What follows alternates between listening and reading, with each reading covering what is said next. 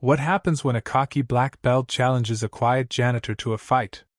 You won't believe how this showdown silences an entire gym. ***. The black belt asked a black janitor to spar with him for fun. What happened next? Silenced the entire martial arts gym. Hey, you there cleaning? How about a quick demonstration? Shouted Derek Mitchell from the center of the mat, his black belt gleaming under the gym's fluorescent lights. I bet you've never seen a real fight in your life, right? James Washington stopped mopping the floor and slowly looked up. At 42, he had been working as a janitor at that gym for only 3 weeks, always arriving after hours when the students had already left. But on that Thursday night, the advanced classes training had gone past the usual time. I don't want to bother you, Sensei, James replied calmly, returning to scrubbing a stubborn stain on the floor. Just finishing up here so you can get back to it. Derek let out a loud, theatrical laugh that echoed through the gym. Everyone, look at this. The guy's afraid to even step on the mat. The 8 students present laughed nervously, some clearly uncomfortable with the situation.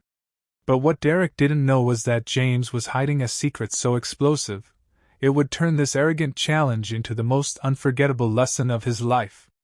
What Derek didn't know was that James had spent the last 20 years trying to completely forget who he really was. 20 years since he left the ring after an accident that changed his life forever. 20 years keeping a secret that not even his teenage daughter knew about. Come on, man, Derek continued, approaching him with that arrogant smile he used to intimidate beginners. Just a little demonstration. I bet you don't even know how to do a basic guard. How about showing my students the difference between someone who trains and someone who just cleans? James felt that familiar sensation in his chest, like a dormant muscle being awakened after years of inactivity. His eyes met Derek's briefly, and for a split second, something passed between them that made the instructor take an involuntary step back. Just an educational demonstration, Derek insisted, now trying to hide the sudden uncertainty in his voice. Nothing too serious, just to show the beginners why it's important to respect the martial art. James set the bucket on the floor and stood up slowly. His movements had a fluidity that was strange for someone who had supposedly never stepped on a tatami mat before. Around the gym, the students stopped training, realizing that something was happening. All right, James said finally, his voice calm like the surface of a lake before a storm. But when we're done, you're going to apologize to all of them for turning the mat into a circus. Derek laughed, but this time the sound was a little forced.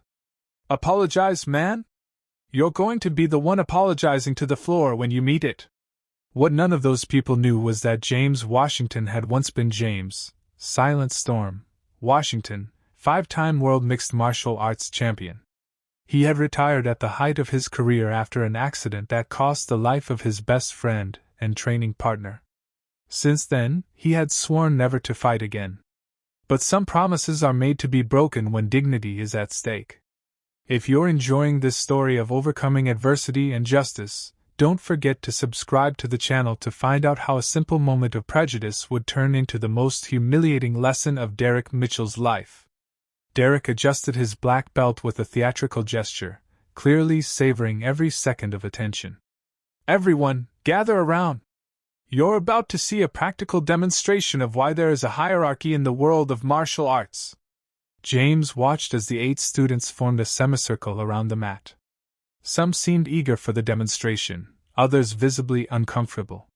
A young Asian woman with her hair tied back muttered something to her classmate next to her, who just shook his head in disapproval.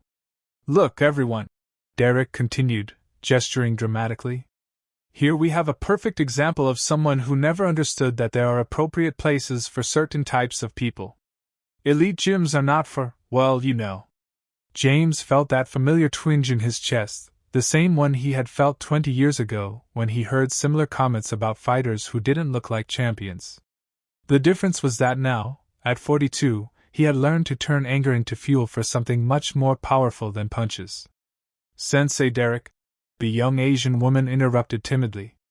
Maybe we can continue our normal training. It's getting late. And Sarah-chun, are you questioning my teaching methodology? Derek cut her off sharply. Sit down and watch. You'll learn more in the next 5 minutes than in a month of conventional training. James noticed how Derek used the girl's full name, a clear demonstration of authority. He also recognized the look of fear in her eyes, the same look he had seen in the mirror 2 decades ago when he woke up in a panic, remembering the accident that took the life of Tony Hammer Rodriguez, his best friend and training partner. Tony had died because of him. It was that simple.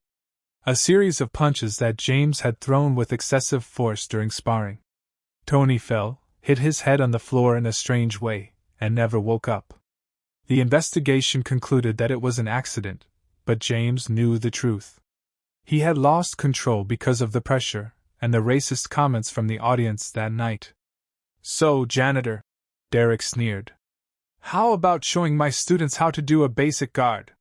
Or is that too complicated for someone who only knows how to push a mop? Laughter echoed around the gym, but James remained motionless.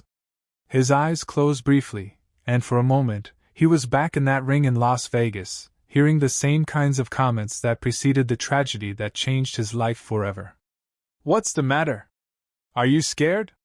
Derek insisted, now circling James like a predator.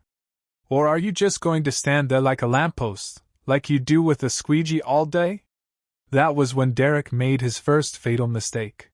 He pushed James lightly on the shoulder, a seemingly harmless touch, but one that carried all the arrogance of someone who had never faced real consequences for his actions. James absorbed the push without moving an inch. His feet remained planted on the ground like oak roots, and Derek felt as if he had tried to push a concrete wall. The instructor's arrogant smile faltered for a split second. Interesting, James muttered, more to himself than to Derek. It's been a while since someone tried to provoke me like that. There was something in James's voice that changed the atmosphere. It wasn't threat or anger. It was the frightening calm of someone who had walked through much darker valleys and emerged transformed. Derek, unable to interpret the danger signals, doubled down. Did you hear that, guys? He thinks it's interesting. How about we show him the difference between thinking and knowing? What? What Derek didn't realize was that every humiliating word and gesture was awakening something in James that had been dormant for 2 decades. Not anger or a thirst for revenge, but something far more dangerous, the crystal-clear memory of who he really was when he stopped hiding. Sarah Chun watched the scene with growing discomfort, but also with professional fascination. There was something about the way the janitor breathed, the way his muscles tensed almost imperceptibly, that reminded her of the documentaries about large predators she watched on the Discovery Channel. The calm before the attack. Last chance, buddy, Derek announced, now clearly irritated by James's lack of response. Either you accept the demonstration like a man, or I call security to escort you out. And guess what? You lose your job, too. James opened his eyes slowly. When his gaze met Derek's, the instructor felt a chill run down his spine, as if he had just awakened a dragon he thought was a harmless lizard. All right, James said finally, his voice low, but laden with an authority that made everyone present fall silent instantly. But when we're done, I want you to explain to your students why you turned a place of learning into a circus of humiliation. Derek laughed, but this time the sound was nervous. Explain? Man, you're going to have a lot of explaining to do when you're on the floor. What neither of them knew was that James had spent the last 20 years not only running from his past, but perfecting an emotional control that had transformed his former destructive rage into something much more refined and devastatingly effective. Each new humiliation only fueled a silent strength within him, a cold determination that his former opponents knew well, but that Derek was about to discover in the worst possible way. Derek adjusted his posture, clearly pleased with the respectful silence that had fallen over the gym. His 8 students formed a perfect circle around the mat. Some eager for the demonstration, others visibly uncomfortable with the situation unfolding before them. Everyone, you are about to witness a lesson worth more than 6 months of training, Derek announced theatrically, extending his arms like a showman. The difference between those who dedicate their lives to martial arts and those who just, well, clean the floor where real fighters walk. James stood motionless in the center of the mat. But something had changed in him.